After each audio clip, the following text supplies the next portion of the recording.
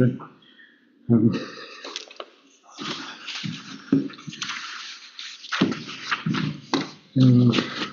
Rob is not sure yet. Okay. Good evening. Welcome to the Monday, June 16th Hartland Selectboard meeting. It's 5:30. First order of business, we have minutes from June the 2nd. I would entertain a motion to accept those. I'll make that motion. Thank you, Jim. A second? I'll second. Thank you, Trace. Any discussion?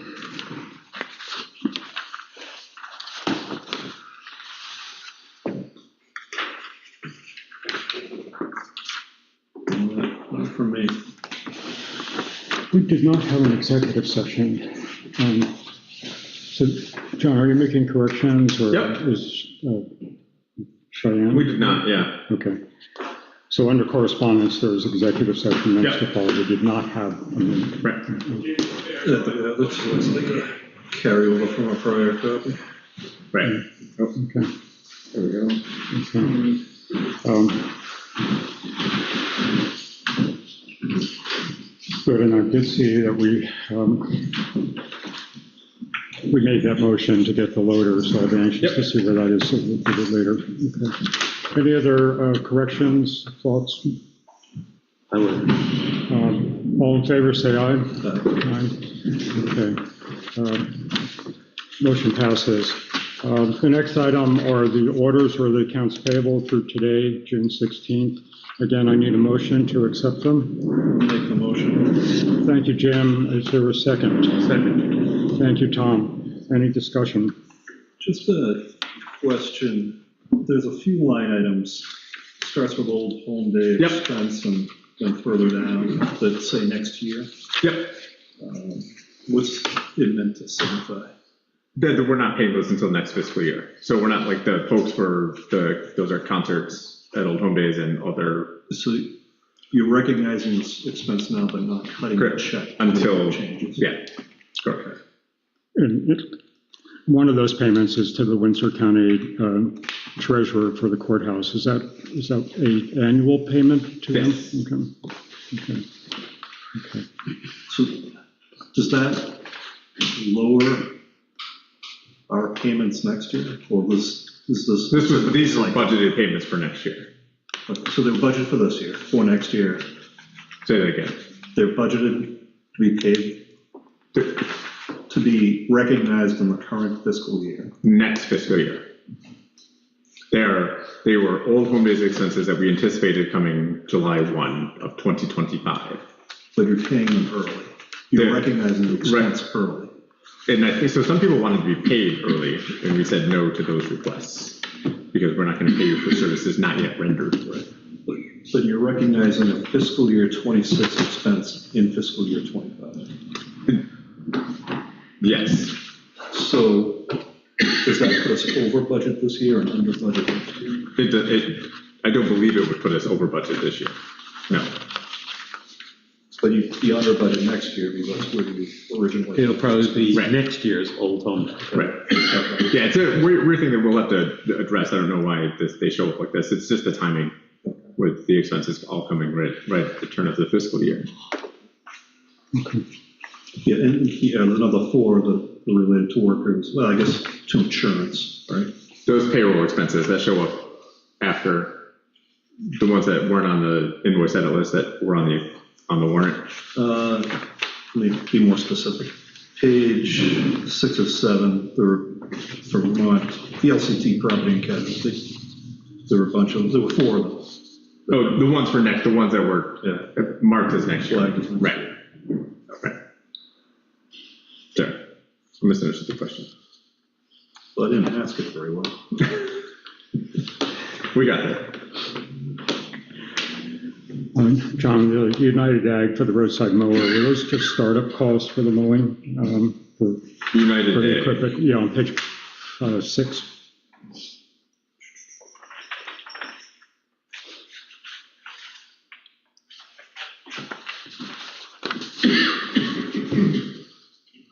Looks like it fixed it. Oh. Yeah, just routine maintenance on the mower to get it up and running. Kind of sits all winter. Okay, great. We only use it for roadside mowing. Any other questions, Trace? Is that Clyde? No. Okay. Tom, anything? I'm good. Okay. All in favor, say aye. Aye. Motion passes. Okay. Going on to public comments. Are there any public comments? You skipped adjustments to the agenda. Oh, thank you. We do have an adjustment to the agenda. I'd like to add under new business discussion and appointing a alternate to the Two Rivers position. Which is Correct. Yeah. What is it officially called? It's an alternate representative to Two Rivers. Okay. So who's the prime? Well, then I'll talk about it. we're good. Yeah. Hold on. We'll find out about what's going on. I'll just say the whole meeting, Jen. Okay. Okay. Moving on to public comments. Are there any public comments? Rob, do you want to speak real quick on the Pole property? Just give everybody a 2-sentence update on the so there's event. a celebration of the Pole property on Sunday, the 22nd of June, from 2 to 5. There's a poster out here on the bulletin board, signboard. The Land Trust and the Conservation Commission are co-hosting. There'll be nature walks, activities, hikes, talks, various stuff. I put a couple of posts, I put one out last night on the listserv and one last week that had more of a schedule of what's happening. But everybody's invited. We're trying to get people to come out and see the place, explore a little, and celebrate it. And the location? It'll be at the Pole property. Okay. They're planning, I think they're going to park in the gravel pit there. Correct. If you drive through, they've got a bunch of space mowed in there that I think they're planning to use for parking. Right. Yeah. There's Chuck Benton has raised his hand online as well. Okay, and Dave just raised his hand in the back too. Go with Chuck. Chuck, if you want to, you're unmuted if you want to ask a question. Thanks, John. My question, can the board tell me what the total of public funds that have been expended by the town on the Sunnymead Farm litigation? Thanks. Sure. I can give you a rough estimate, Chuck. It's about $28,000 or $29,000 in legal fees that the town has paid in total. From the E-board through the Supreme Court. Correct. Right.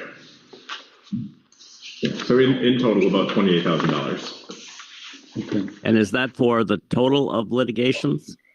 Yes. Total of the Supreme Court. Yeah, through the environmental court, through the Supreme Court. Okay. Yes. Okay. Thank you.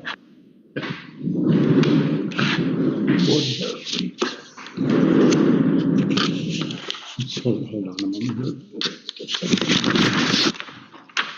Okay, Dave, you have a comment? Yeah, just a couple things. One is, as I'm sure you're aware, the planning commission was not successful with the Sunnymead suit by one vote.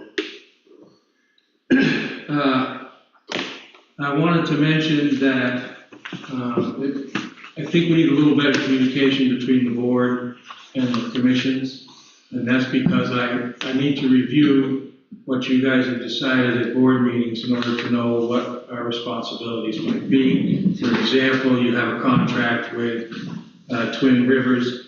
I guess I knew you were doing that, but it would have been nice to have someone tuck something into my mailbox or whatever. I did call John the next day and got up to speed, of course, but just something tucked in there to let us know if there's something that we have to be aware of that you've decided. Because the only way we're going to find out is if we watch your meetings. Which contract are you talking about? I'm talking about the one for working on some The unified bylaws, thank you. Okay. And I guess it's going to land on our desk first, and we'll go from there. That's the first thing. With We're still interested in having some money. I'd like the board to have a discussion as the board. We need a couple of bucks. You can decide how you want to help us out. We need someone to help us get the files back in shape. And of course, we'd like to have someone to help take minutes while we're poring over maps with our crayons and stuff. Dave, I'm not sure when you say files. We have a batch of files that have been accumulated for the last, oh my goodness, 20 or 30 years. And they've got to be gone through and cleaned up. I don't want to make that the prime thing. The real issue is we need some help at our meetings to take notes. You guys decide what you want to do. The last one is, I got a note from John today, letting me know that because we didn't designate a place where we're going to post our agenda at our April meeting, I want to know, for Kevin Geiger's purposes, because he's written me several emails, are we meeting Wednesday, or do we have another agenda issue? Sorry, refresh my memory. I sent one email today. I don't think. I canceled a meeting 2 weeks ago. Correct. It wasn't posted. It wasn't warned properly. It wasn't warned properly on the town's, for a couple of reasons I've since learned. But it wasn't warned properly. One of them is our fault. The other is, I just got to know, are we going to be able to meet Wednesday or not? Because we didn't make a decision at our business meeting where we are going to post our agendas. Is that going to, do I have to have a meeting to post the agendas before I can have another meeting? Or can I just address it Wednesday? I mean, it's an interesting question. I don't know the answer without. So they didn't. We had a meeting in March. We had a meeting in March, but organizational meeting, but posted the meeting. And I'm going to use Rob as an example because he's in the room. Our organizational meeting, or your organizational meeting, only spoke to where the select board was going to post agendas. Right. It did not speak to, it did not say this is where all boards and commissions in the town of Hartland are doing it. Right. Rob, correct me if I'm incorrect, the Conservation Commission holds an organizational meeting. I like the chair. We're going to meet the first Wednesday of every month. Our agendas are getting posted X, Y, and Z, correct? Yeah, that's in April. Correct. So if the planning commission has not done that, I don't know the answer without talking to an attorney as to whether like the last recorded organizational meeting would continue to carry over year after year. I've certainly posted the present agendas beside the selectmen's agendas. If that's where you want us to do it, the law says we can put them wherever we want to put them. But if that's where you want us to put them, I don't mind putting them there, but I don't want. We have two, let's do one issue at a time, because I think we're doing two issues. Okay, yeah. I don't want to really get into this Right. at this point. He's asked a very specific question, is the meeting on for, have you posted it in 3 places? Yeah, and on the town website, and it's posted in North For now, Harbor Post Office, it's posted in the library, it's posted in Damon Hall, and it's posted on the town website. So you could, at your Wednesday meeting, have an addition to the agenda and have your business meeting.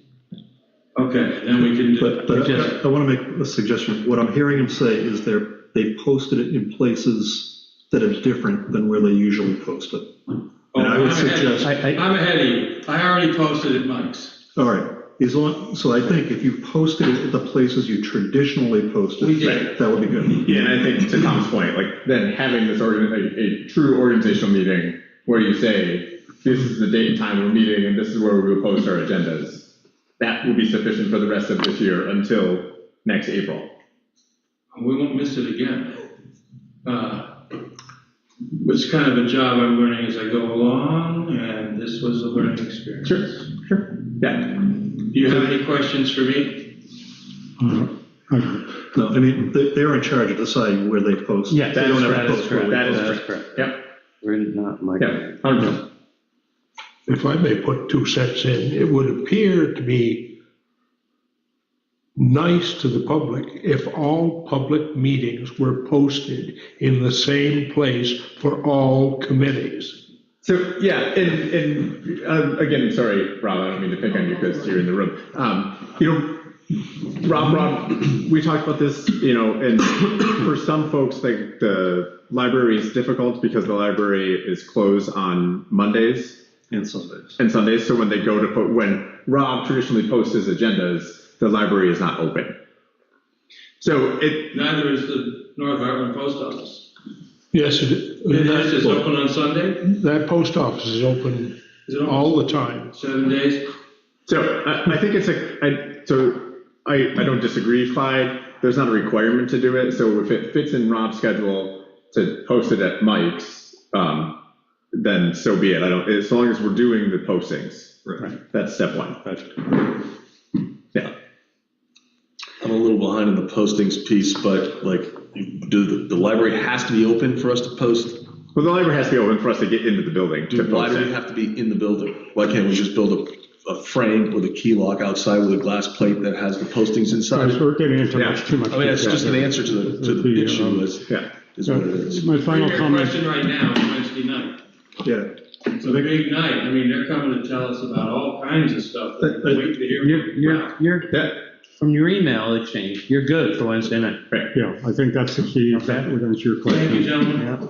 Okay. Do you want to mention that there's going to be, in the fall, we're going to have a meeting with them, who's leading that, so, okay. I have one more public comment. Marcy Chung and Alden Hall asked me to publicly mention that on June the 28th at Sumner Mansion, there is the bicentennial of Major General Lafayette's farewell tour at 9 o'clock on Saturday morning. It should be a fun event.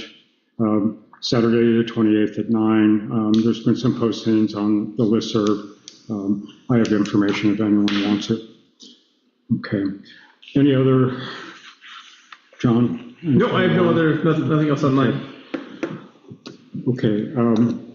Going on to old business, we have a change with childcare, and we have a discussion tonight of the proposed lease for the childcare center.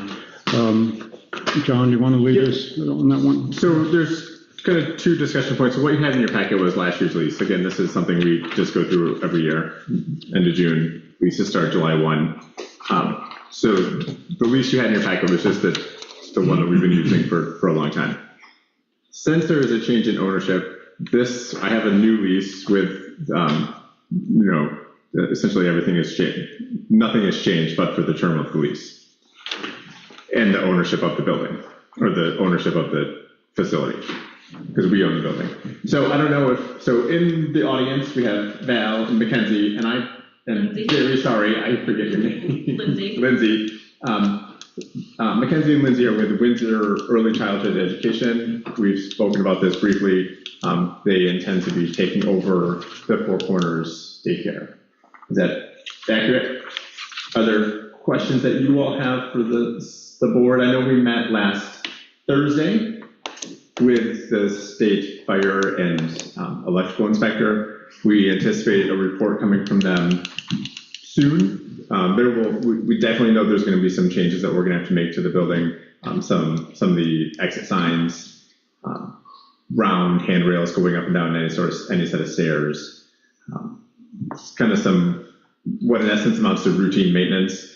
The water might have been a little hot in one of the faucets, if I recall. He said we should turn the water heater down a degree or two, but these are all kind of routine maintenance. There was no red flags that came out of the inspection. I know we talked about the need for sprinklers in buildings before, and he said that he did not, to the best of his knowledge, that would not be a requirement for the building to continue to operate. Mm-hmm. John, do these changes need to be done before we got the change in ownership? No, so we'll get a report that says you have 30 days to do these things, 60 days to do these things, and wouldn't it be great if you did these things? Okay.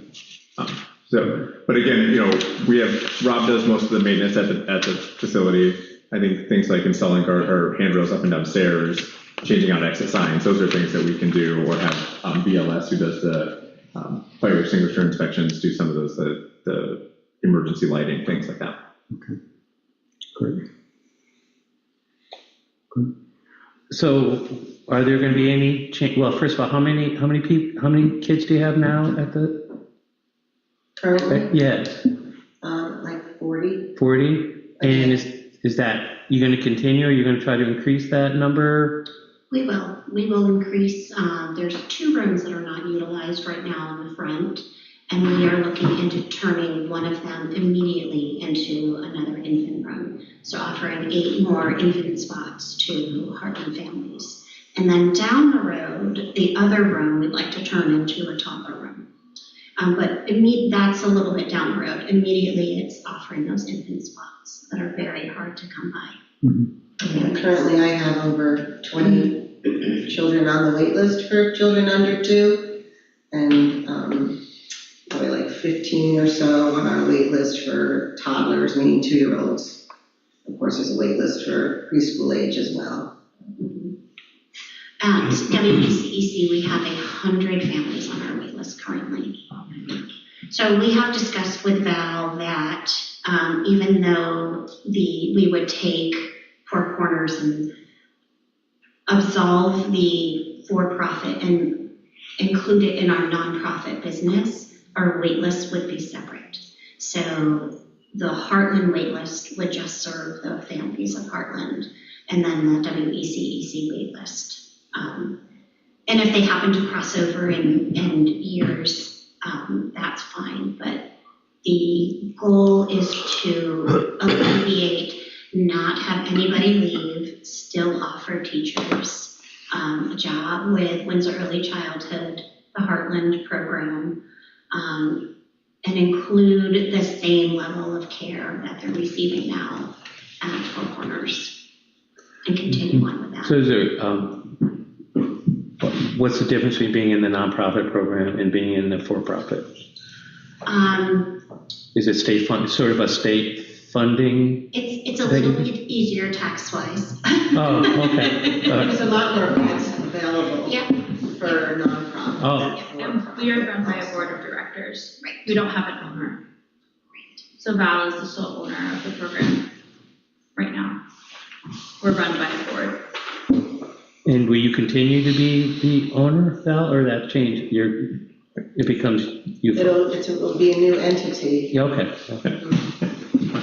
So there was a request from Windsor Early Childhood Education to extend the term of the lease initially for multiple years to provide some stability in terms of what they can expect in terms of rent increases.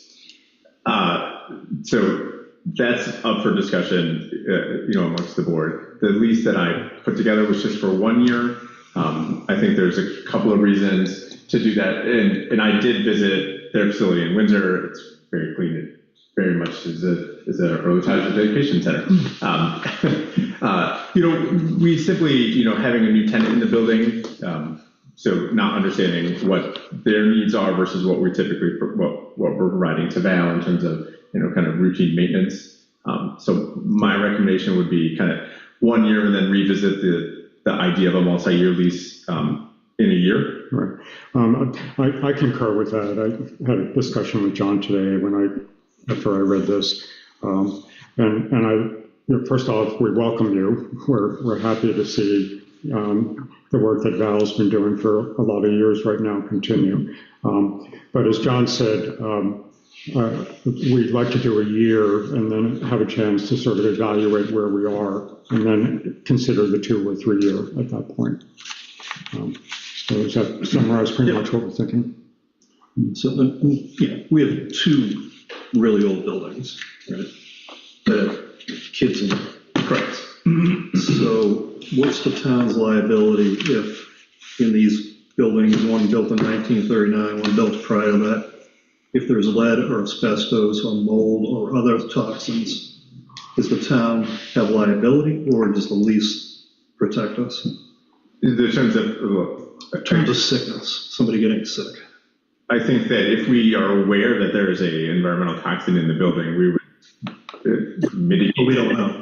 I mean, these are old buildings, so is this something we should run by the lawyer? So we talked just in kind of conversation. Can I respond to that a little bit? Sure, Val, just 1 second, sorry. I did ask, we were just kind of chatting as, so one of the inspectors was doing something in one of the rooms. You know, the ceiling tiles are very much of the vintage that you would venture to guess that there's asbestos in them. And it's much like the North Hartland School, it's best to do nothing to them, right? To leave them in place. They pose no hazard as in place. Right. But I just think it's worth running that concept by the town lawyer to understand if the lease should be modified to protect the town from liability. I couldn't hear the rest of your question. I was just going to talk about lead testing that has been done at Four Corners Children's Center because it's been required by the state of Vermont, the Child Development Division, Vermont Department of Health. So we had to test a few years ago, and there was a couple of things they found. So there was like remediation. We put in like a new filter in there, and then had it tested again, and then we passed. And we're at the percentage that we were allowed to be at, and that's something that the state required for everybody to do. Care centers. And Val, So didn't there's we? no lead in the water. Yeah, didn't we address lead paint on the outside? Was it, or the inside?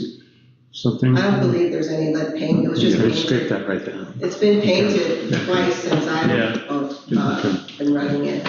Within 5 years, I think it was just painted previously. I think the only place there might be some like asbestos tiles and stuff, or some back storage areas where children do not go in. Mm-hmm. There's a lot of little crevices here and there, little closets. Yeah. So the point is, we don't know what we don't know. Should you go to the lawyer just to make sure that the lease is written in a way that protects the town from liability? So I can ask the attorney. I don't think there's any harm in that. I did speak to the attorney about having a early childhood center in an unsprinkled building, and what our liability was to that. And the answer was the risk is, what do we deem as an acceptable risk as the town of Hartland? So it's on us.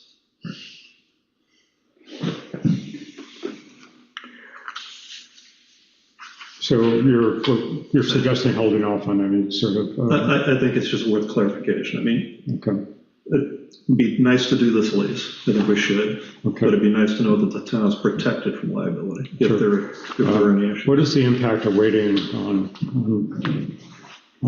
Jim, where you are? well, I wanted to respond to what you were saying.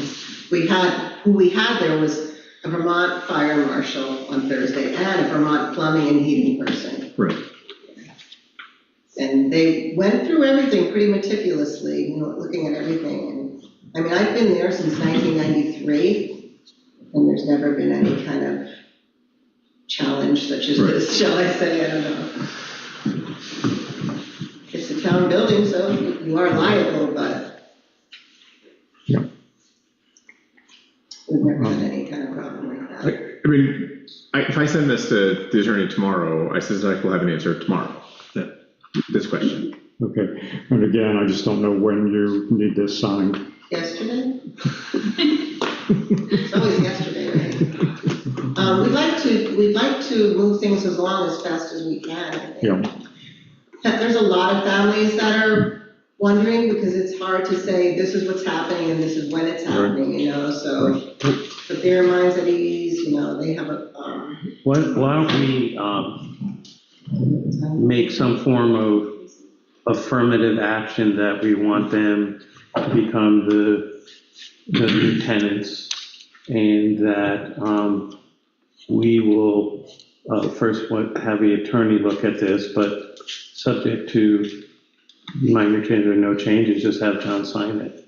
But to say, yes, we want you to take over the building, and during the interim time, we're going to give John or who signs that. The board signs it, yeah. So we can stop by the town office.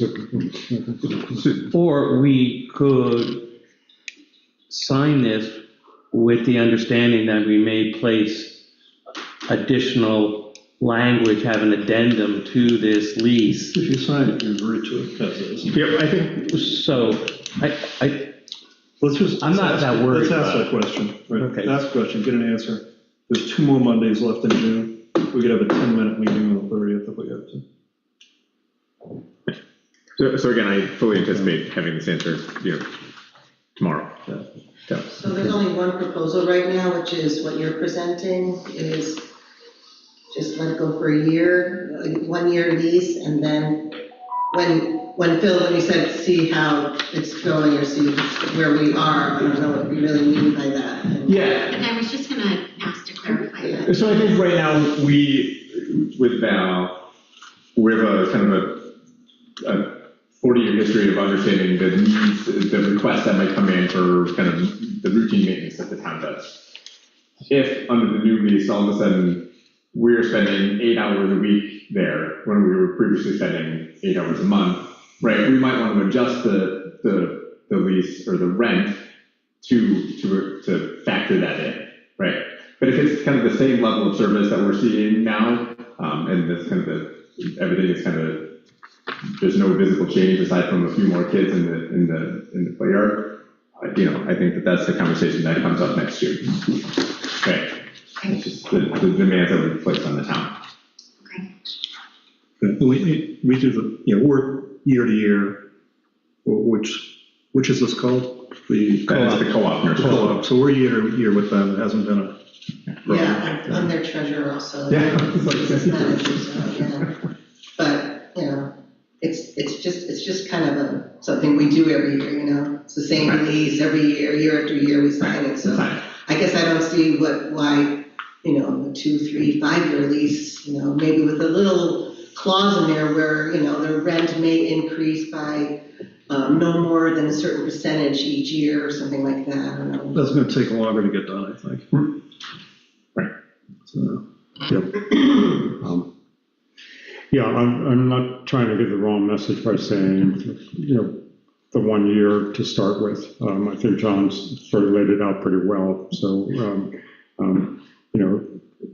Val, we've welcomed you and supported you the best we could, and many boards before this board. And I assume we'll be doing the same, because it's very clear we need daycare in town. There's no question about that. It's a very important thing, and we're happy to see the transition and wish you luck on the next chapter. Yeah, I think that's for me, the clear takeaway is there's a clear desire to keep a early childhood center operating in that space. Please take that away. And for you to be financially successful as best you can in childhood. Right. Early childhood. Yeah. Okay. It's just something I have to bring back to my board. Yeah. I know we're going to have this conversation. You made the request. So. Okay. Any other questions or? I don't think so. I think I would just welcome all of you into the center when you're kind of up and running and open that new room. And we're already, emotionally invested and supporting and caring for our neighbors. So the door is open for if you want to come in and see what ECE is all about, if you can get down on the floor and talk to the teachers. If you want to come back, you've been there before. Yeah. Been there, done that. And even with my granddaughter, so, okay. Okay, well, thank you very much for coming, and we will, So John, you'll pay attention. I'll get tomorrow after I get back from the attorney, and then we'll go from there. Okay. Okay, thank you. All right. Thanks. When do you vote on it? Like the proposal that, when do you guys vote on that? You just accept it? It would be the next meeting. It'd be It'd be 2 weeks from today. or if we have a special meeting. Or we can have a today, special before. meeting. Yeah, we need to. Well, And we would certainly let the 3 of you know. Thank you. Okay, moving on to the Three Corners intersection lights. I'd like to make just a couple of comments to frame the discussion tonight. I met with John today to try to understand what he was looking for and where we were with the project. So tonight, I think we want to, we have two high-level decisions. One is for the area around the intersection itself. There's a couple of handouts on the table, just to be clear as well. That's will come up in conversation for those interested. There are lights at the intersection, and we are potentially, I'm including in that discussion the light that would be currently on the telephone pole to the left of Damon Hall to come out of the front door. There's a telephone pole and a stub telephone. The only reason why that telephone pole is there is to carry a light, and we would like to replace that. We know conduit is to that point. The second area of discussion tonight is the basically the sidewalk at the wall. I'm not quite sure, sidewalk at the mansion. I think we're going to find ourselves talking about solar lights there because there is no conduit, no lights whatsoever, which could be an option. Or John has introduced a concept of a floodlight that GMP would have. So again, we're not going to get into a lot of nitty-gritty. Based on our decisions tonight, we'll be formalizing a pole and the candelabro, the top, the light. The luminaire. Yeah. The luminaire, thank you. And also understand what we're doing at the sidewalk for those three lights that are proposed. So the assumption is that the lights at the crosswalks are wired lights. So we know that for this area, conduit has been laid with a pole cord. They don't have to be. We could install pedestrian solar lights. We have conduit in place if we chose to go with wired lights. Right. At these at what amounts to 8 locations. Right. I spoke with GMP based on previous feedback. They have they can turn the light down that's on the library crosswalk, the Cobra light that's on the pole. They can turn that light to illuminate the crosswalk. Their proposal was to put a floodlight on the pole next to the post office that has the transformer on it to essentially illuminate the triangle, the grass triangle. And therefore eliminating the need for additional lights back there. What about the telephone pole that's over there now? There was, and I emailed him today, there was a reason that they were not keen on putting a light there again. That the light came off of there and GMP was not a fan of putting that back on. In walking over there with him, it does sit somewhat high up on that embankment, and those Cobra fixtures only extend, 3 feet from the pole. So you're not going to get a lot of light coming, that's not going to cast a lot of light down towards the sidewalk. I lost track of which pole we're talking about. We're talking about the pole that's up on the embankment above the wall, between the wall and the mansion. Yeah. Okay. And How bright is that light then? the floodlight. Yeah, so there was some concern, and I think there's some duly noted concern that it would have to be positioned in such a way that it would not cause an impact to drivers coming south on Route 5. And in leaf-off conditions for residents of the area. Okay. And the two additional factors of maybe even more, we have no lumen study for that, so we don't know what the ambient light going up to the mansion would be. We have clear studies in our packet of how either the solar or wired lights would affect the area. The second piece is John and I have had conversations with the owner of the property, the post office, market, hair salon properties, and they would consider taking the pole down when they do renovations, including electrical work, which would allow them to service the wire from inside, take care of whatever transformer issues are there, and also address the light that's in the parking lot of the kind of outside of the market there. I'm not sure if it's a market or that part. So they would address all that. So there's a possibility that the one more pole will come down, which is the post office pole on that part.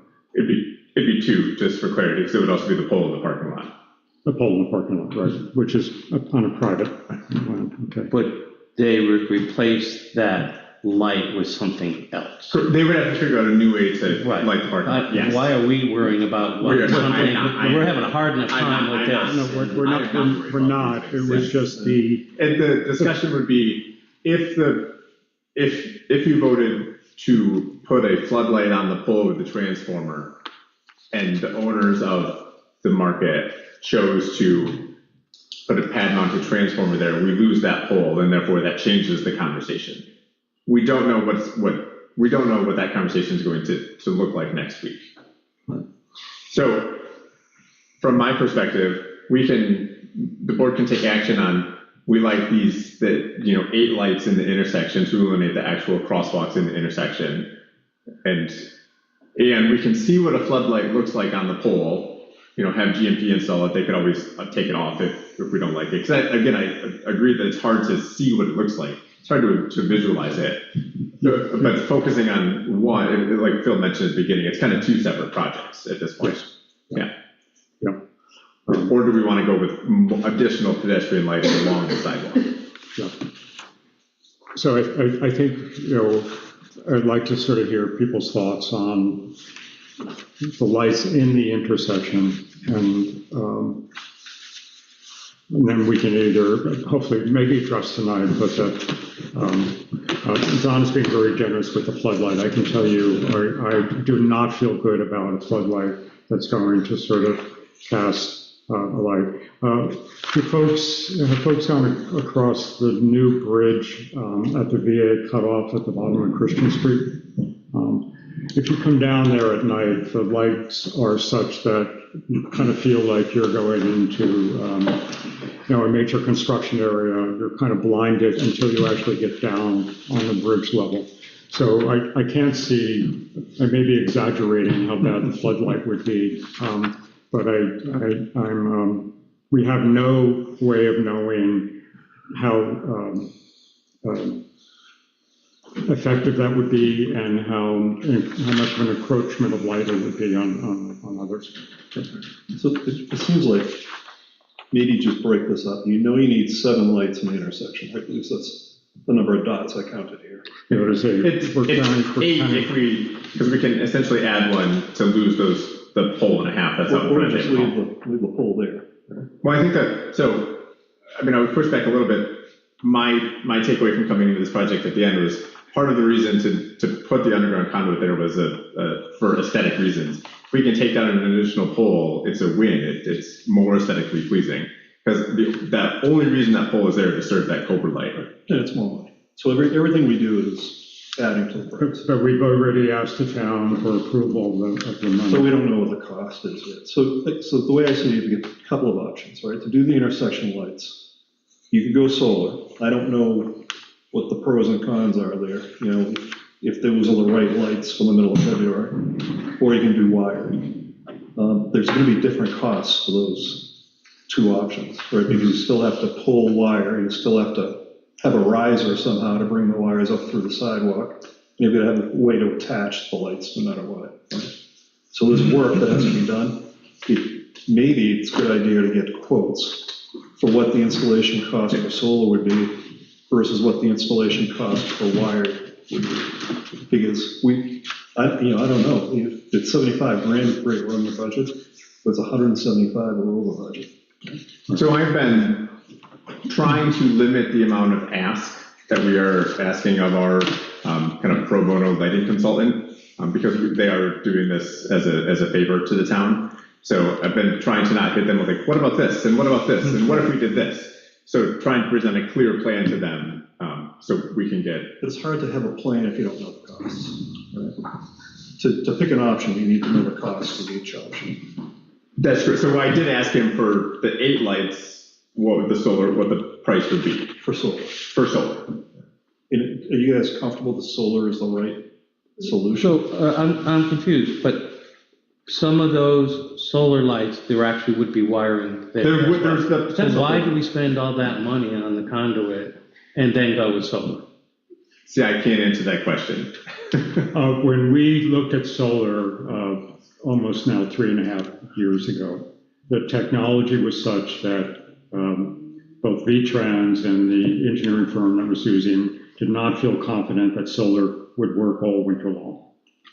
So how does the lighting consultant feel about solar now? He feels that, I mean, and that's what you're seeing in your packet. Yeah, right. These designs are based on solar lights. So we're seeing that he is sufficiently confident that they've been installed throughout northern New England enough that we can get enough kind of use out of them in those, like in February and March to provide enough light. It's very clear that the technology has just gotten better in that time frame. So I'm not opposed to wired lights in this scenario. However, we had gone down this path because the original thinking was we wanted to do lights by the back wall as well, and then based on discussion, it sounds like those kind of off the table. I would prefer to either do solar or wired. I think aesthetics, unless we can get the same pedestal and base for solar versus wired lights, right? We want them to look the same. Absolutely. We want to have a uniform look in the 3 corners. And Phil, did the state, are they up to date with V-Trans? I mean, does V-Trans say that the solar lights are good now? They said they weren't before. Did they say they are now? I've been out of it. We have not been in contact with V-Trans regarding the lights. Well, maybe we should do that. We have to get permission from them? No. They just said that they didn't. No, it's not permission. They said that. They were involved when we were doing the full intersection project. Right, and they said that they didn't think they produced enough light at that time. Right. Do they think they produced enough light now? Because it is over their road. Yeah, I don't know who you would ask there. I'm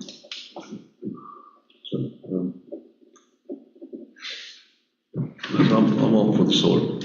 Do you have a cost estimate for the solar? No, working on it.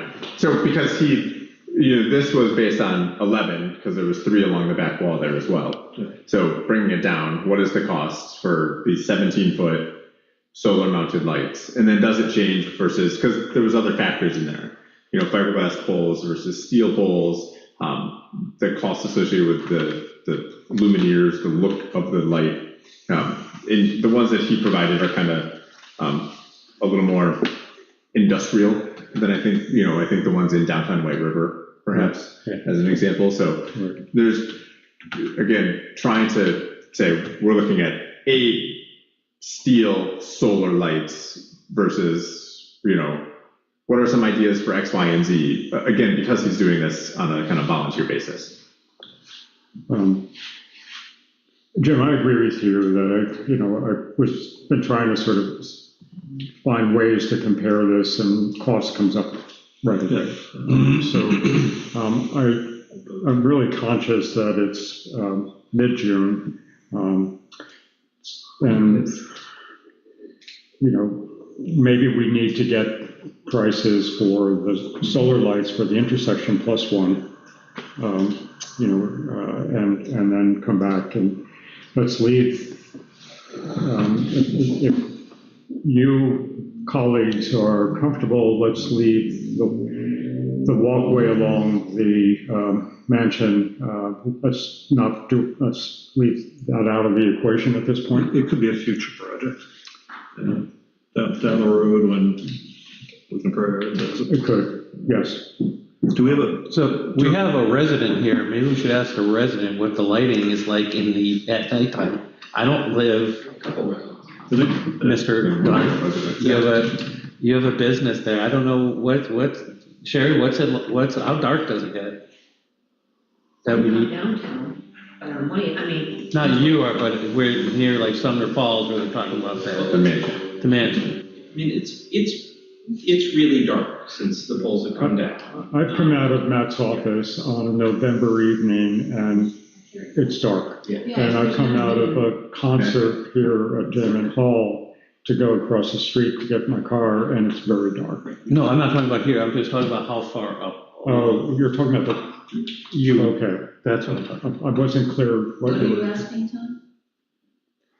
We were talking about how far to extend the light poles up the sidewalk. Up towards Station Road. Yes. I see.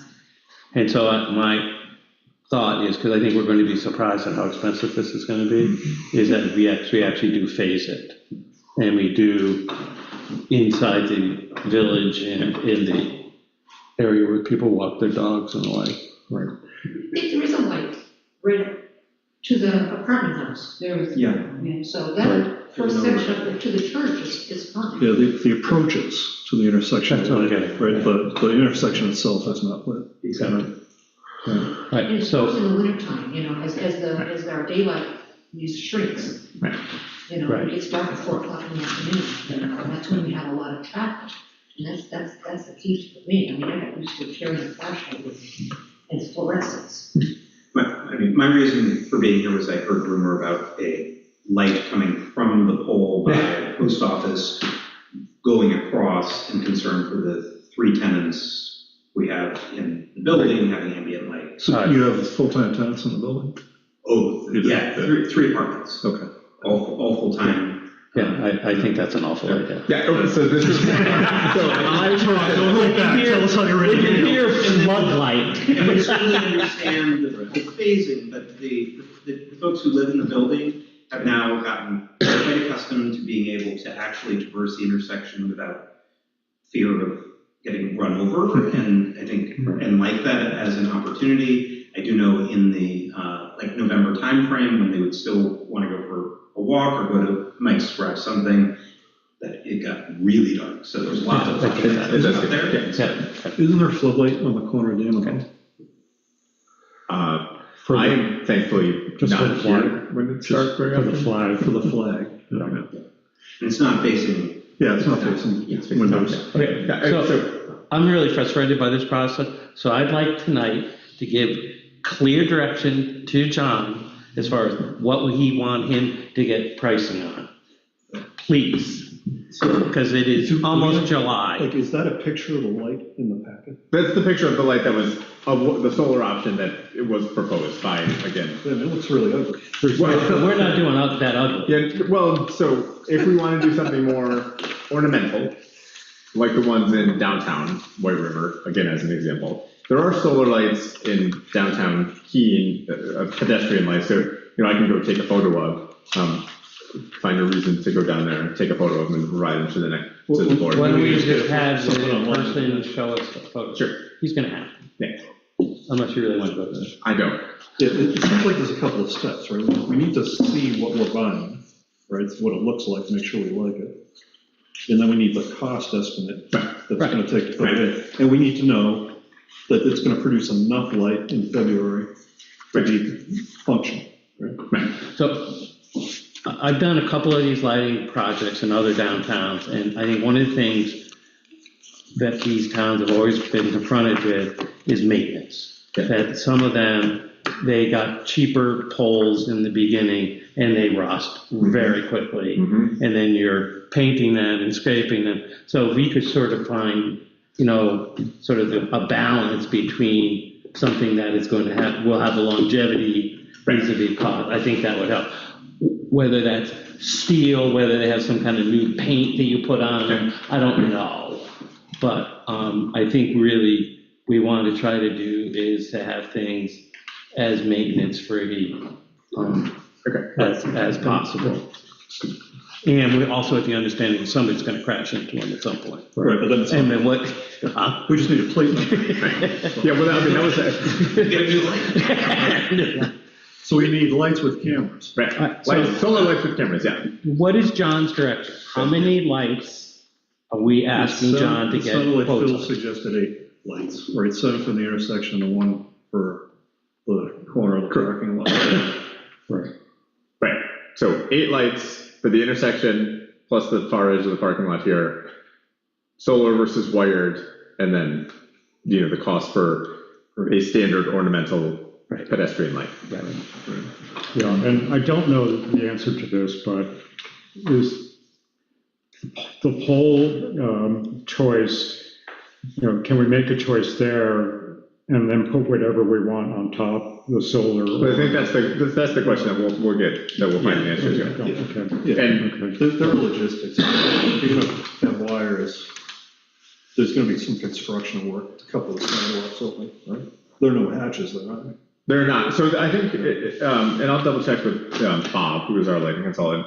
One of the reasons to go with solar lights is I think they didn't require as much of a base, like as much construction to install. Right, just pour. Requires the base, but it doesn't require the connection under the base of the. Like that, because the sidewalk was not built with lights in mind, Right, so there's no risers. there's no risers or anything under the sidewalk. Okay. So I hear, just to be clear, to Yes, summarize, let's do that. we're gonna get a price quote and an estimate on 8 solar lights, Pretty ones 8 pretty solar lights that work in February. that we have multiple options for luminaires. And we are going to tell, I'm going to tell Green Mountain Power that we are not interested in their floodlight illuminating the residents across the street or the mansion. And thank you very much for changing the position on the library pole. Yeah. Okay. And then, okay, Okay. Cool. great. Thank you guys for digging into it. Yeah. Tenants will appreciate it. Okay. While you're talking about the center of town, just to let you know, there's some poison ivy. I'm always thinking about, like, you know, the people walking by and the children especially, just to let you know. It's that. I do have to say, the kids walking by does not set my staff on panic, which they used to, because kids walk through the center of town this time of year a lot. Yeah. It just is so much safer and Oh, yeah. it's great. It's great. I mean, I'm walking through the intersection 3 times a week. Thank you. It's beautiful. With the dog. It's great. Great. Safe. Okay, thank you. Yeah, I think confusing topic, but it feels like we're now on our way somewhere. We'll just figure out how to put a nail in. Okay. Okay, first item under new business are the dog warrants. We have in our packet some materials. Again, John, I'll ask you to. Yep, so again, every year around this time, the select board assigns the dog warrant, and then it gets sent to the constable and to the animal control officer, and they go around to try to encourage these folks to register their dogs. I will say, But are they making an effort to get the dead dogs off the list? so I was just gonna say, the town clerk and the assistant town clerk have spent the past few months making literally hundreds of phone calls to do just that.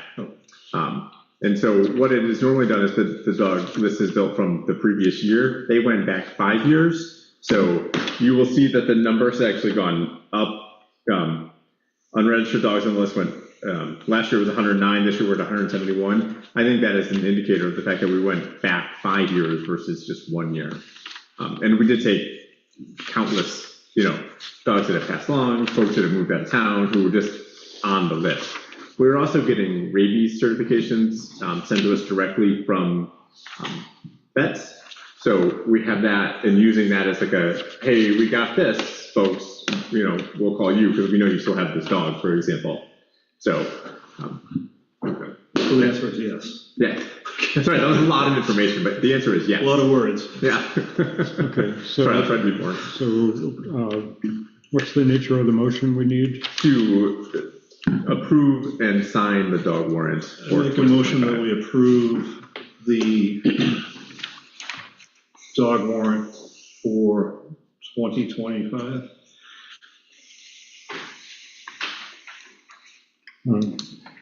If that's okay by you, then is there a second? Second. Okay, all in favor, say aye. Aye. Thank you. Okay, we have in our packet a request for a liquor license from Maple Street Catering. Correct. Again, kind of straightforward. There's also a map of the event that they plan to host. Because it's a one-day event. This is a one-day, one-off event. They're required to get a liquor license from the town. I'll make a motion that we approve the application for request to cater permit. Is there a date? Can we put the date of the event? For Maple Street Catering LLC on August 16th. August 16th, 2025. Is there a second? I'll second. All in favor, say aye. Aye. Aye. Sorry, I guess there's no discussion. Okay. Thank you. Okay, recently, the next new business item, recently a conversation has been brought to the attention of Rob Anderegg and the Conservation Commission about a conserved property in town known as the Howe property on Mace Hill Road. And tonight we're going to hear a little bit more about what the request is, and I don't know if we'll be able to have an action tonight, or at least the discussion. I think it's just a discussion. Rob presented an email to Phil and I a week ago about the Howe property. It is conserved by the land trust. Seems like they're looking to move on in ownership.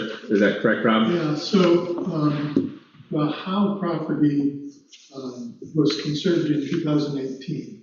The family retains ownership of the property up and down the land trust for conservation easement. The family is now thinking about moving on from the property because they're dispersed all over the place. They had thought of possibly donating the property to the town as one of the options for moving on. Where is the property? It's 35 acres. If you go up Mace Hill Road and Cobb Hill Road comes in, and there's a little cemetery, the Quaker Willard Cemetery is right there. It's just above the cemetery. So it starts at that intersection of Mace Hill Road and Cobb Hill Road, and then it goes along Mace Hill Road up. It's kind of a rectangular piece of property up that way.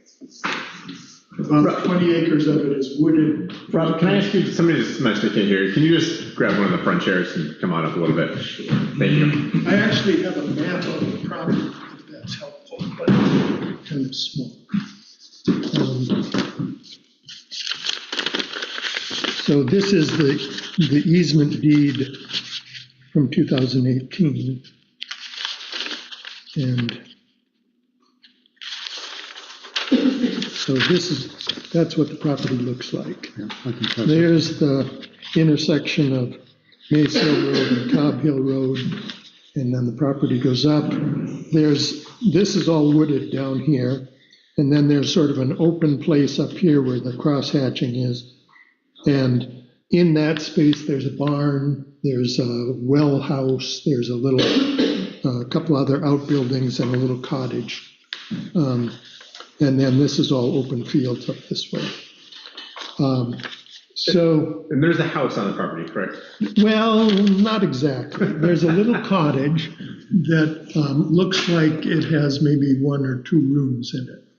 But there is no house, and actually the easement forbids a house from being built there because they didn't want it to be a residential property. They wanted it to be conserved as it is now. They would be happy to have the public use the property, particularly for things like educational purposes, field trips and stuff, but they don't want it to turn into a party spot and have a lot of drugs and alcohol and overnight camping and stuff. Rob, can I ask you, so this was previously brought to the board a number of years ago. 2018. 2018. We were unable to locate minutes from that time that would sufficiently kind of cover the conversation at that time. Were you a part of this discussion then? So at the time that they conserved it, they were looking at a bunch of different options. One was giving it to the town, one was keeping it and putting an easement on it. They opted for the easement, and the Conservation Commission kicked in $10,000 to help defray the cost of the easement. But the family felt very strongly that they wanted the land kept just the way it is. And so they, in the easement, they said, you can't build a house. You can, if any of the buildings fall down, you can replace them, but you can't put in anything that's taller or has a bigger footprint. Did I hear you say, though, that it was already, given to the Vermont Land Trust, or? No, not the Land Trust owns the easement. Owns the easement. But the family owns the So it's property. a different scenario than the pole property. Yeah, it's more like the Somerset land, where the town owns the land, but the land trust owns the easement. Rob, are you familiar enough to know whether the town should we require it, put in walking trails or trails that could be used by bicycles, or, just this Yes, sort of- I think that from what I've read in the easement, I think you could put in recreational trails. You can't put in any sort of commercial stuff. So you can have non-commercial agriculture, you can have non-commercial recreation. You could build trails if you want. You could put in orchards or whatever if you want. Yeah. Tim Howe, who is the fellow that I talked to about this, says that the open land is not great agricultural land in the sense that it's been let go for a while. And so, like, if you wanted to make hay there, it would require a fair bit of work to bring the hay fields back. But are they considering donating the land, or is this a purchase? Okay. They were considering, if the town were going to take it, they would consider donating it. But I think that if the town were to accept a parcel like this, you need to have a pretty clear plan in place before you do. Because with those buildings on there, there are going to be maintenance costs that will be significant, I think. It's a big old barn. Yeah, I know the barn. I didn't realize there was a cottage there. Yeah. The cottage actually looks like it's in pretty good shape. Yeah. But Rob, this was on the Conservation Commission's agenda last Wednesday, I believe. What was the feel of the commission about this? Yeah, so what I had asked the commission to do was think about what might go on a property like that, what we might do with it. And people had suggested putting some kind of an orchard, a nut orchard, for example. Dan Jones, who does the chestnut recovery program, was very interested. And I suggested he talk to Tim. I think he sent Tim a note, but I don't know what came of that. Right. But in trying to put some kind of a little chestnut orchard there. And if the land is not great for agriculture anyway, the slopey bits might be fine for trees. There is an old apple orchard there. There are blueberries, there's pears, I think, and grapes. Yeah. I know the apple trees. I used to run on that property quite a bit, and you can see the apple trees from the road, actually, from the park. I find it very interesting. We usually are on the other end of, considering selling or letting go of property, and here's one that could come to us. Certainly there's a need for housing, but if there's already an easement So that's not going to, the housing won't happen on this parcel. So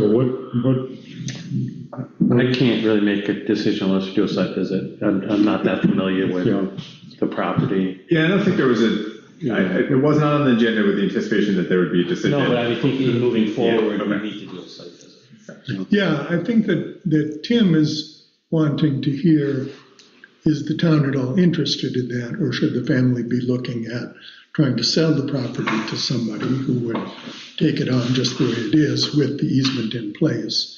And then it would be their problem. So that easement is permanent. The easement is So intended to what be- I've seen happen in the past is with land trust is that a buyer buys the property and takes the easement out and pays for that. Is that possible with his property?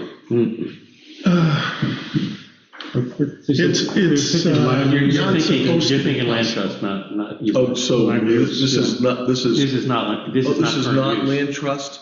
No, this is current, This is not current use? This is not current. Okay. Yeah, so they're two separate things. You And just it may be flip in that. current use as well, but that's not, We have to go back to this again.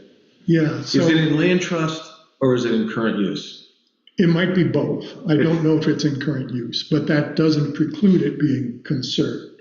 So if it has a conservation easement on it, that's a modification to the deed that says there are certain things that are allowed on the property and certain things that are not allowed forever. Because the easement's on the deed. The easement lives with the property. It's in perpetuity. Right. Is what they call it. Right. Yeah, but with that said, there are, if you get a good lawyer, you can figure out a way around it. Absolutely. With a big check.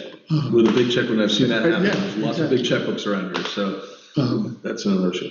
So just from my 2 cents is there's pros and cons to continue this conversation. Yeah. The big, one big concern would be taking on ownership over additional structures that would require maintenance, just like Rob said.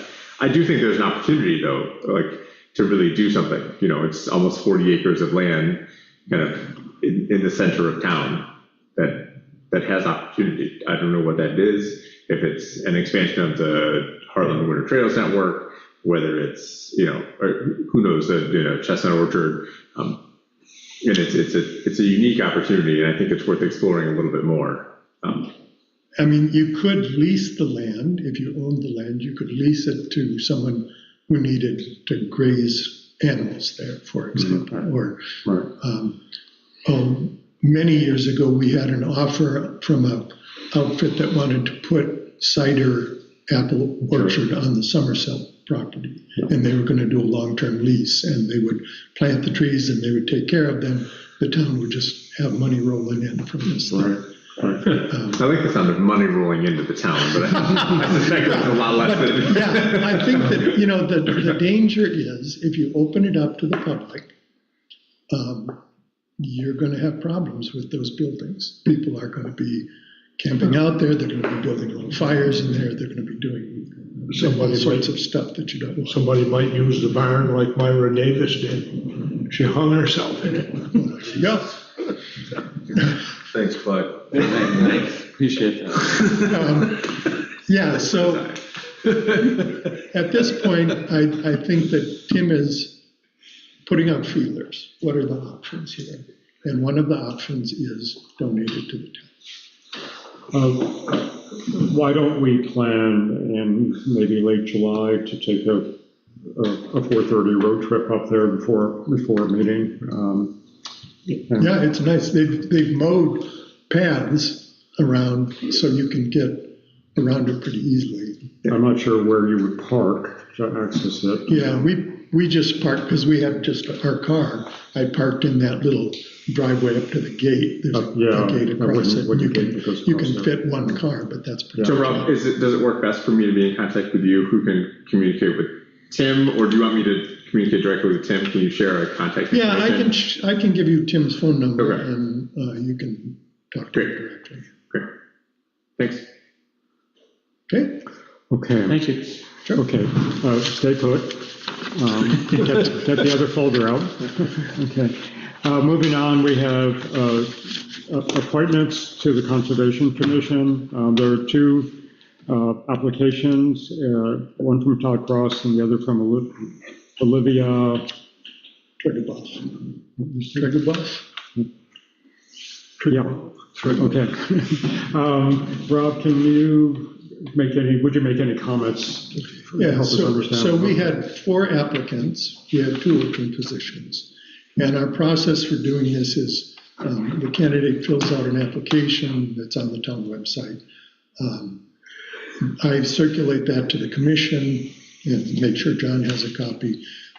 Then we invite all of the candidates to come to a meeting and meet the rest of the commission, talk about what their interests are, ask questions of us, if necessary, the commission can ask questions of them. And then in this case, we had 2 people come in to our May meeting and 2 come into our June meeting. That was last week. Then the commission talks about the applicants and says, okay, here are the 2 we feel are the strongest candidates, and that's the 2 that we recommend. What are the 2 terms? So these people are replacing people who left, and those terms both would expire in 2026. So the terms we're talking about are less than a year, but then if everybody's agreeable, we would ask in March or April to have them reappointed for a 4-year term. Correct. So I move the 2 appointments. Do we need to name them at all? Yeah, so I can expand on that. Go right ahead. I make a motion that we accept Todd Cross and Olivia, I got there, man, Tregubov, for the remainder of the current open terms, which expire in 2026. Is there a second? We'll second. Thank you, Trace. All in favor of those appointments, say aye. Aye. I'm glad you had 4 people, and I'm excited for the commission to have a full slate again. Yeah, it's nice to be full. And actually, one of the people who we did not select said she was very excited about working with the commission, even if she weren't appointed. And I tried to get her to be on the pole project celebration, but she actually works that day, but she said she would love to do that. So I think we will get her involved with some other things. Where's this Todd Cross live? I think he's on Route 12. Yes. Remember where Scott Ray lived, the yellow house, just before the horse farm there? Oh, okay. And Olivia is taking over the flower operation that's on the corner of Lover's Lane and Powers. So that's where she is. Okay, great. Okay. Thank you. Thank you very much, Rob. And we'll, with John, the 2 of you will help coordinate to the property, to the Howe property. Yeah. Okay. Perfect. Okay. We have, the next item is a NEMRC contract for assessing services. This is something that we talked about, and it's near July 1st. It is near July 1st, so we're hoping this will be a little bit further along. I was actually able to connect with Chris from NEMRC today. We have a meeting set for next Wednesday morning with Chris, myself, and Bob Quadwer from the assessing office to kind of go through. It's a very straightforward contract to go through kind of roles and responsibilities. And Chris was very positive and anticipates no real hiccups along the way. So once we go through that, Chris signs it, I sign it, and it's in place and ready to go come July 1. Okay. There was one question that kind of came up. They're going through a little bit of shift in terms of staff who covers which part of the state. They're trying to limit the amount of time that their staff spends driving. So we don't know who exactly will be covering Hartland, and they will be here occasionally, in the office working with Bob, and also kind of working remotely at times as well. So we will provide them with a workspace and a workstation while they're here. but it's not our obligation to kind of buy them a computer to take with them. Do you have the ability to approve or reject the person they choose? So I think that we can work, if there is like issues that come up over the course of or the contract or in the process of the contract, I think that's a very, Chris is a very friendly and reasonable person. I think that I don't anticipate that being the issue. However, if there are concerns, I think that those can be addressed. I have confidence in that. How long was the contract? So at this point, it would be, I would say it's 1 year at this point. And how many hours do we think? We don't have an anticipation of what it might be. I think we kind of went into this at town meeting thinking it was going to be approximately 8 to 10.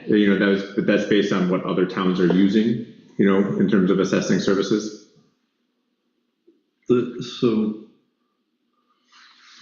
assessor is 95 an hour. The senior appraiser is 145 an hour. Right. Plus travel. Right.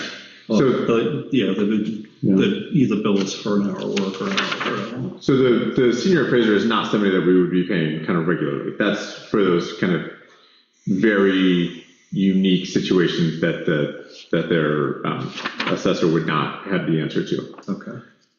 And again, we have that, we have an existing kind of service contract with NEMRC. They do kind of some of this work already for the town in terms of answering kind of the questions that we don't have the ability to answer right now. They were a big help with Bob and Doug in getting the grand list set for this year. Right. Do you have a guess of how many hours we need from them? So I don't. I think that, right now Bob has picked up his hours to kind of pick up some of the slack since town meeting. He's looking to go back down. Again, in speaking with other similar communities, they're in the 8 to 12 hours per week. I believe it's weekly, yeah. So we did 10 hours a week. 950 times 52 weeks. 50 grand a year, which is probably you're a lot thinking less. of working 10 hours every week. Right. So I think no that, vacation, sick, Yeah, holidays, that's etc. right. But I'm just trying to get a feel for what did we budget for listers for next year? 115, I believe, is what's in the budget. Less than half. Right. Well, actually, we still have a lister though, so. We do have that, but again, it'd be about 50. cheaper. Yeah. Okay. Yes, absolutely. Absolutely. There's a cost savings to be had. And to Tom's point, right, it might be 5, it might be 15, 10 might be the average, so. But there's no bennies. That is correct. That is correct. So, John, the agreement checklist is rather extensive, so again, you'll use Bob and. yeah, so Bob and I are meeting with staff from NEMRC. Okay. To go through this checklist. Absolutely. Great. Good. So, Well, again, we knew this was coming and I'm excited that we're actually ready to launch that next step. So this is informational, you don't. Informational only, right? So do they also do appraisal services? They do. As well? So because we have them under contract, can we get in the queue? So yes and no. It doesn't move our place in the queue at all. Oh, okay. But yeah, they do. Well, if we just keep the current grand list up to snuff, it's going to help with tax rate too. You can't, Right. why not let the stuff slide? Sure. It's just, where is snuff? Yeah. Okay, let's move on to something we do have in action tonight, the Windsor County Sheriff contract. Yep. It's essentially year 2 of this contract. Year 2 of the contract. Rates did go up. It's still remaining at 32 hours a week. So this is the next year. Rates went up to $75 an hour. What was it this past year? I believe it was $65 an hour. So we will manage to, again, because the Vermont State Police don't always, are not traditionally hitting their target, I anticipate that even with the increase, we can still come in on budget for law enforcement services in the town. And they're charging us less than assessors. And so, again, I don't think there's, I've had no concerns with the Windsor County Sheriff. That, again, very responsive to every request we've put out there. So do you need an action, or do you, is Nope. it just something you? It's just informational because I'm the only one who signs it, so, again, and I did speak with Ryan this morning, because I think, we had them scheduled to come in, I believe it was April, to talk about kind of regional trends in policing, and due to a call out, the deputy chief was not able to attend. Ryan tried to fill in remotely from his dorm room, but I think was not quite ready for the meeting. So I put it on his radar to come back on sometime in July or August to give us that overview. I've asked John to ask Ryan not to come with a data dump of all the incidents, but rather summarize it into some sort of graph to compare to year 1, year 2, but just so we know what the trends are, as opposed to when we look at that 7 or 8 pages of incidents, I have no way of sort of judging what's new or not. So hopefully we'll be able to do that. Okay, moving on to the additional agenda item of new business. What is the actual function with Two Rivers that the person takes part in? Is it a so it's the board of the Two Rivers Regional Planning Commission. So they are the kind of the governing board, just like you all are. Yeah. So we have Steve Cohn of the Planning Commission as the primary appointment, and we need an alternate. So we're proposing that John become the alternate for that. Correct. What do we need an alternate for? Is it just? Steve Cohn is traveling, so he'll be away. And most regional planning commissions like to have a primary and an alternate. And, I am the alternate to the Regional Emergency Management Committee. We have a primary person who attends those meetings, but I'm the alternate. For which committee? Regional Emergency Management Committee. Okay. So who's our primary? Chet Pisho. Okay. So again, this is, in my opinion, fairly straightforward. I'm going to ask a stupid question. Does the Planning Commission, would they want to have the alternate, or are they good with us putting John in as the alternate? We don't need to get permission from the planning commission for this. We create a lot of conflict with the Planning Commission. So is this another item of conflict, or are we doing this? We have a primary person. Who is the planning commission member? Who is the planning commission member? My point is, you just heard Dave get up and say, you guys don't communicate with us, right? Are we taking another misstep by doing this in this room versus consulting with the planning commission? In my humble opinion, no, because it's, again, we have a primary for the planning commission. Right. And we're talking, a meeting that John would represent at that point. I know it's a simple thing, I get that. Yeah. Right, simple thing. But are we doing a misstep? Are we going to create conflict? We're going to eliminate it by having a conversation. I'm going to just make a very brief statement here. And John asked me not to do this, and I'm not going to do it. But last Friday morning. Wait, you just said you were going to, and then you said you weren't going to. So I'm going to keep it very simple, and I won't go into. Last Friday morning, I went through the numerous emails that the Planning Commission chair sent to all of us. Okay. I tried my best to understand. I went to every link that was in there. I did a lot of research, and I basically was writing saying, where are we going with this? What's the point? And John said, don't raise any more hassles, let it be.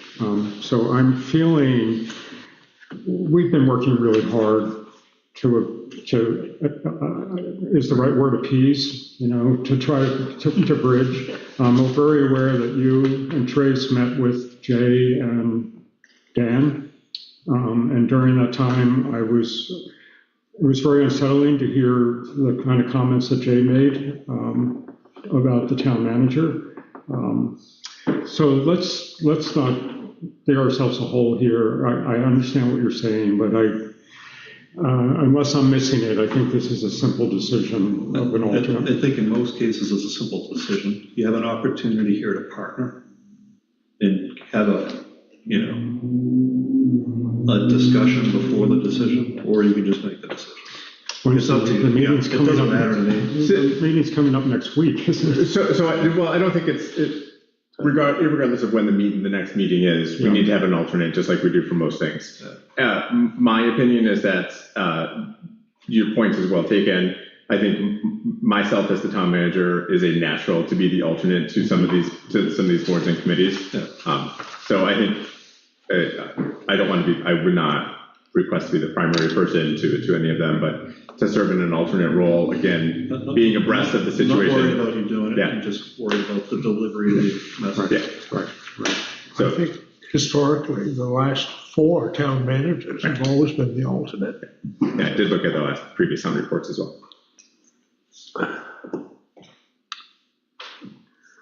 Okay, so can I ask for a motion to make John? I'll make that motion that we make John the alternate to the Two Rivers Ottaquechee Regional Commission for, should be, It's the remainder of it in 1 year. yeah, for 1 year. Okay, is there a second? Okay, any further discussion? We should also have that as part of our organizational Yes. meeting in the future. Correct. So, And it'll look good in his obituary that he served in this position. Okay, all in favor, say aye. Okay, Clyde, you've got this theme here tonight. It's not a death theme. Clyde may not be at the next meeting. Okay, town manager update. Okay. Sure. so before we get off this, I think we've now had a number of times where the planning commission has asked for money for legal and administrative services and so on. I think it would be worthwhile for us at our next meeting to make a decision as far as whether we want to provide those services or not in a formal way. We did make a decision on the evening of the ITW. We made a motion for legal decisions to go through. That's not my question. My question is they're asking for funding for administrative support. Right. So for a minute taker. And we have not decided one way or another whether we want to do that. And what I'm asking now is, and they've also asked us, and we can reiterate what we did at the ITW meeting, for, again, additional funding in this fiscal year. So I'm asking the chair if you would put that on the agenda for next month. I think I was a little concerned today that they didn't know that we were actually asking Two Rivers about the contract. We should have had that communication. And maybe we already did, and so. Yeah, we did. But, We had- okay, so someone should have said that tonight, so it was not as part of the rest. But, so secondly is, this is all devolving in a manner that I don't like. I don't need to be on every email that a member of the planning commission has to put on. So I just think, let's just try to keep things clear and try to just have the town manager talk to them, but it just seems to me at times they're looking for us to micromanage them when they don't want us to micromanage them. So, they can't keep asking us for permission, is what I'm getting at. So let's just try to make it clear. And I know there's a lot of growing pains with the planning commission, but we still have not responded to the request for administrative support. Right, yeah, so. We did. I agree with Tom, it should be on the agenda so we can discuss it. Yeah. I think it's really, the request that I heard tonight was around administrative support. Right. Not additional legal stuff, I think that has been clarified. Well, they're asking for, tonight it was more broad. They're looking for additional funding. Well. And so, anyway, I don't want to go into it, it's not an agenda item, Right. but I just think whether this is a reiteration of what was said, but let's just make it clear. I mean, am I off base here? Well, I'm struggling a little bit with, I don't think the ask is to the select board for more money. It's for help. It's for Once a body to help. Again, but that body would require funding Yes. to pay for them. Yes. Once the budget is set, as the FY25 and FY26 budgets are set, it is my job to administer those budgets. Yes. So if there is a request for funding, it should not go to the select board, it should go to me. Yeah, well, yeah, I agree. I'm not trying to be heavy-handed in an approach, but. So I totally get that. But we should have the discussion and just kind of collectively, with you involved, determine if it's reasonable to make an expenditure to help them with some administrative stuff. How do we, Because we can How do always, we we can understand- spend more. We have that ability. how do we understand, I mean, Dave tonight talked about old notes that needed to be, were those They've been meeting collecting notes? files for a long time. So I think that this is, So how do we understand what those issues are? So I think we will, sorry, I think I can put it on the agenda. I think it would be beneficial to get something in writing from the planning commission prior to the next meeting to put in words what the request is, as opposed to coming and having this kind of broad and circular conversation. That's fine. I think we've heard the request a couple of times. Their primary request, the most important of the two, is to get somebody to help them with minutes, right?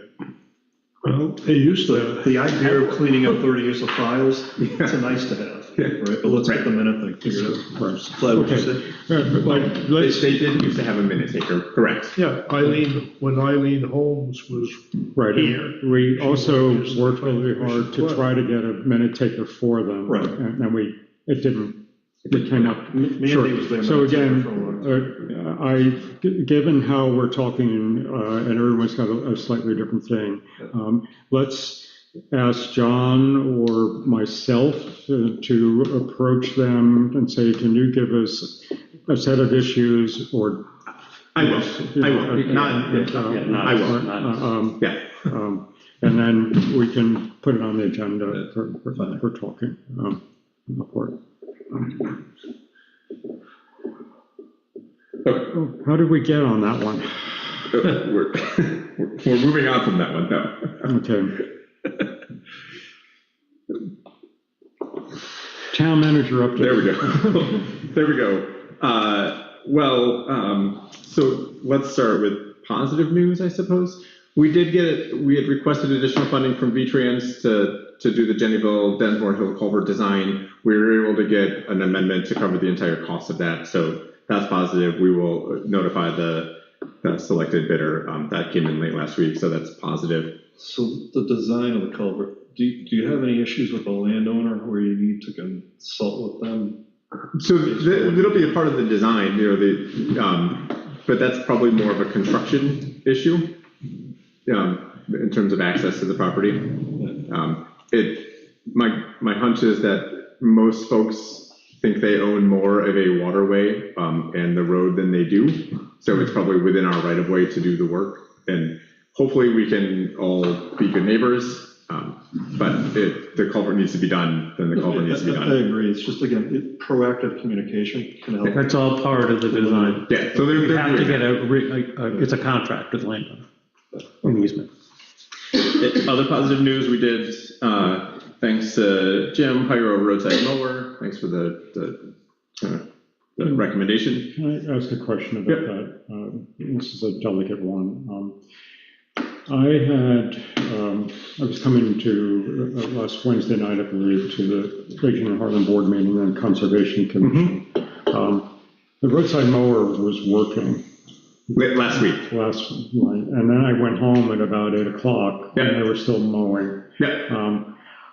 It was a surprise. Yes, there was a sign out, but it was like 2 miles away from where they were mowing. And especially when I came down at that busy traffic time. So is that new? No, that is not. Well, it's new in that we are behind because we didn't get, our summer help didn't start as anticipated. So we're about a week to 10 days behind in terms of starting the roadside mowing. And as we get requested every year, folks would like us to start earlier so we can get a jump on things like poison parsnip. So some of the highway crew were working overtime hours to do at least the paved roads. Okay. So they did the Brownsville Road and the parts of the Queechee Road. Yeah. So yes, they were doing that after work hours, so it didn't interfere with their normal Monday through Friday work. Oh, so, okay. So I'm sorry, I missed the last meeting. Thanking Jim for what Jim decided he's No, sorry, no, we got my new cupcake. You got your weed whacker out? No, we had put out a request, and so you might notice that we got a notification that we didn't know who was gonna do the roadside mowing, so, I think I mentioned it in the meeting to say, if you know of anybody, please let me know. Oh, okay. So, Thank you. yeah, Jim knew somebody. We are looking at holding, I would like to suggest that we hold an open meeting law training for all boards and commissions, not just things like the Conservation Commission, the Planning Commission, the Select Board, but the BCA, the Board of the Library Trustees, things along those lines.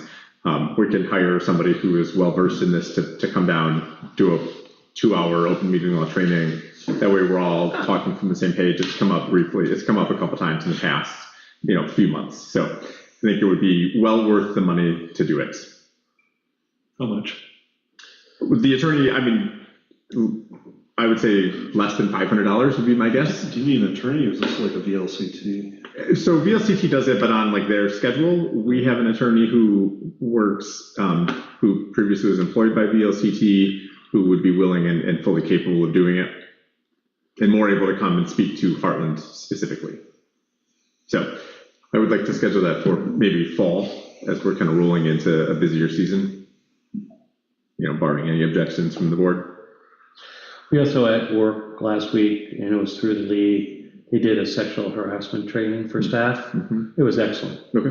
It was excellent. I wasn't there, but it was excellent. But everybody said no, but this woman, Karen Stackpole, who was an attorney, and it's paid for by the league. Okay, that's good.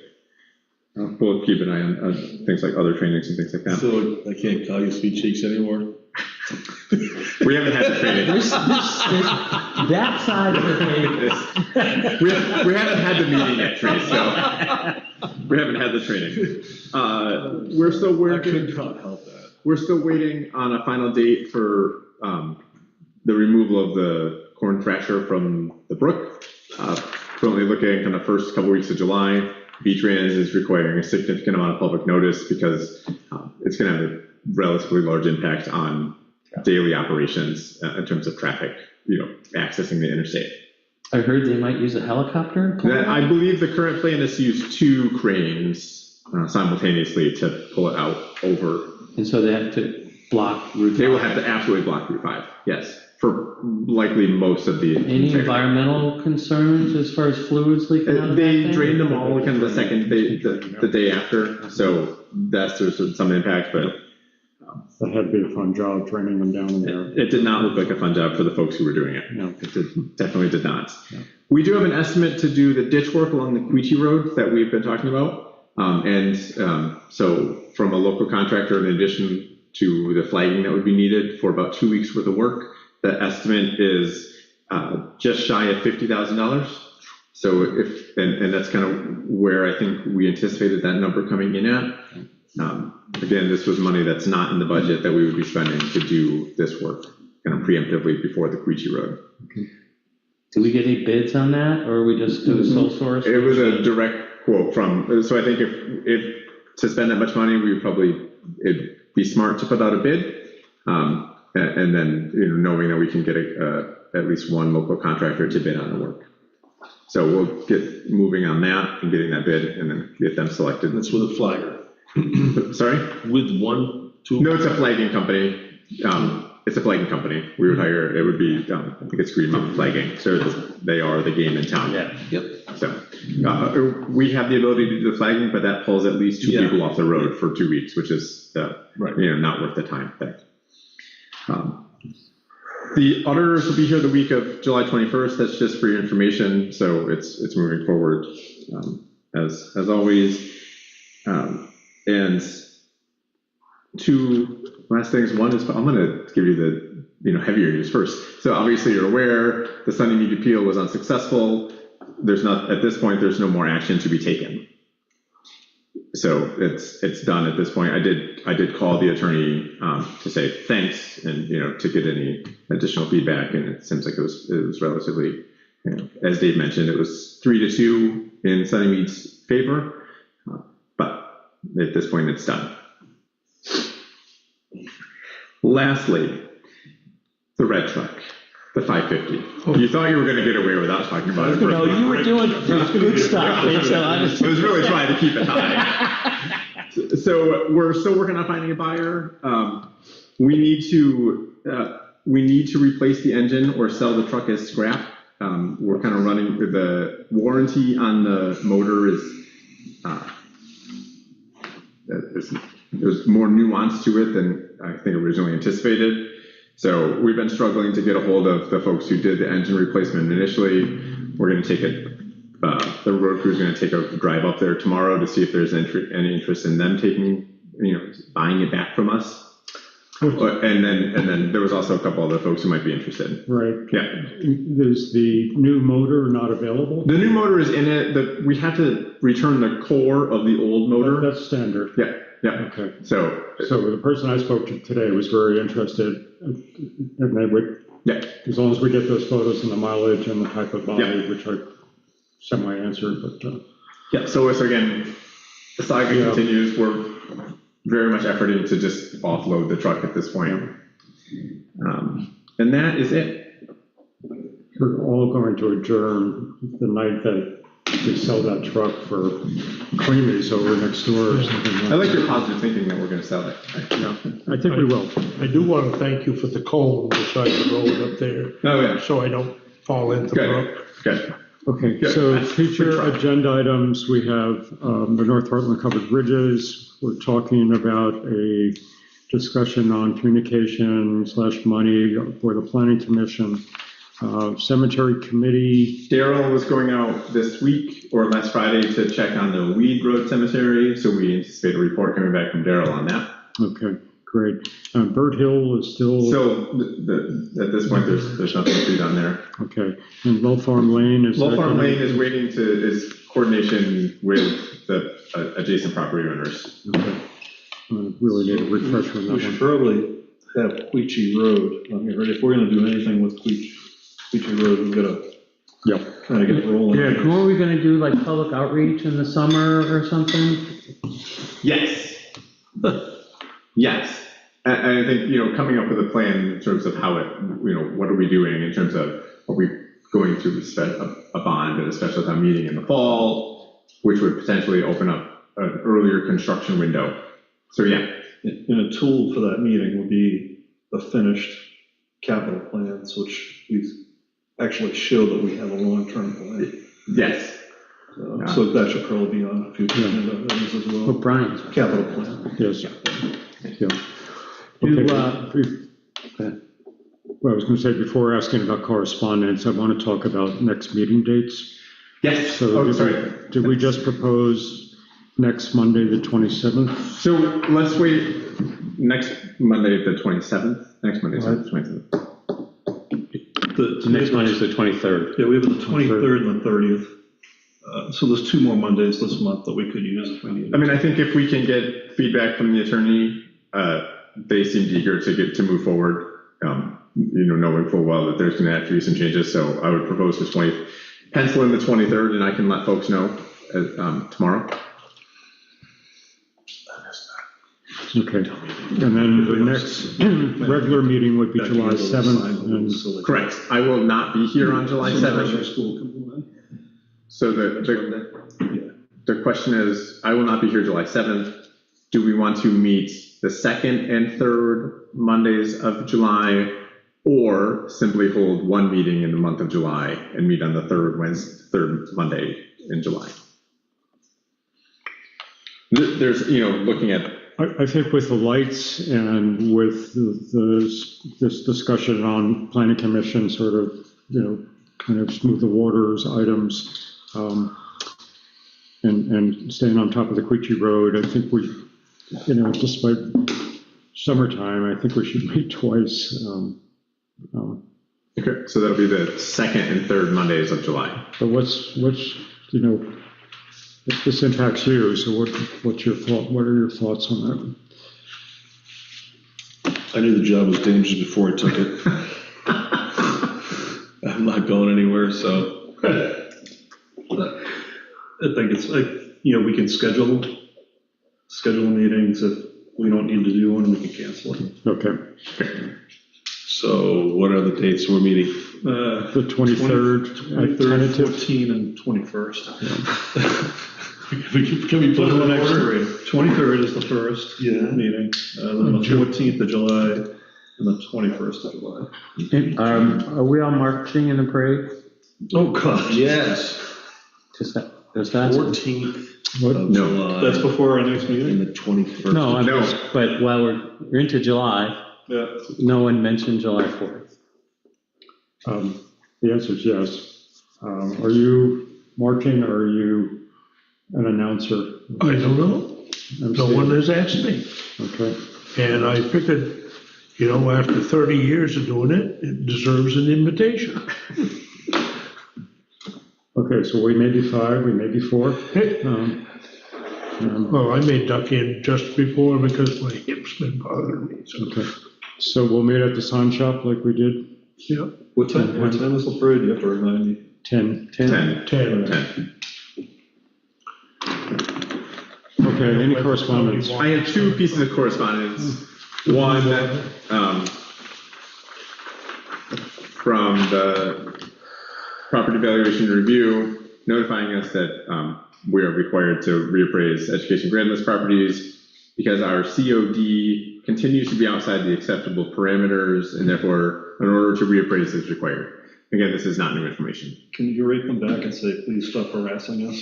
Just give us some assessments? I said duly noted is the appropriate response. Where is the COD going? The COD is, the municipal CLA in Heartland was 64.43% and the COD was 23.73%. That's what, down 4 points from last year. Okay, so, I mean, this isn't, new information. We knew that this was the trend.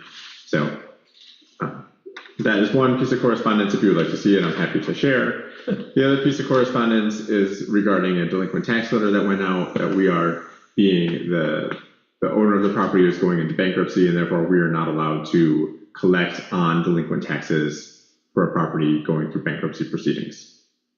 But we'd be part of the proceeding. We are part of the proceeding, which is why we were notified. So is this a commercial property? It is not. So we would, at the end of the bankruptcy proceedings, we would get the back taxes. Okay. The owed taxes, yeah. And that's it. Okay. It's different than foreclosures. That means they had a mortgage paid off. Okay, a motion to adjourn? So moved.